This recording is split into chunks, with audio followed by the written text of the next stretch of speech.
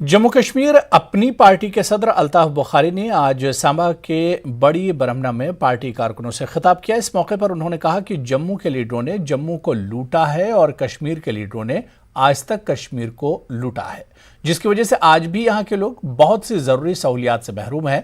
उन्होंने कहा कि कश्मीर में कुछ लीडरों ने ऐसी सियासत की जिससे नौजवानों ने बंदूकें उठा ली। इस मौके पर बड़ी बरहमना म्यूनिसिपल कमेटी के वाइस चेयरमैन तरसीम लाल समेत दर्जनों अफराद ने अपनी पार्टी में शमूलियत इख्तियार की।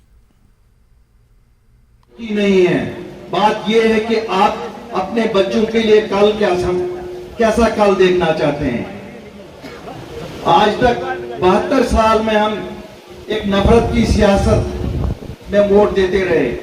जम्मू में लोगों ने इसलिए वोट दिया कि उनको डराया गया कि कश्मीरी सियासतदान आपको खा जाएंगे, और कश्मीर में यह कहा गया कि अगर तुम हमें वोट नहीं दे दोगे तो जम्मू वाले आपको खा जाएंगे।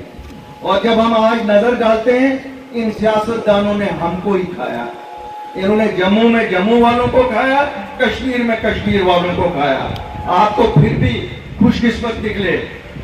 कश्मीर में तो 1.5 लाख बच्चा जमीन के नीचे कब्रों में दफनाया हुआ है, इनकी बुरी सियासत की वजह से। इन्होंने वो सियासत पैदा की जिससे लोगों ने, नौजवानों ने बंदूक उठाया।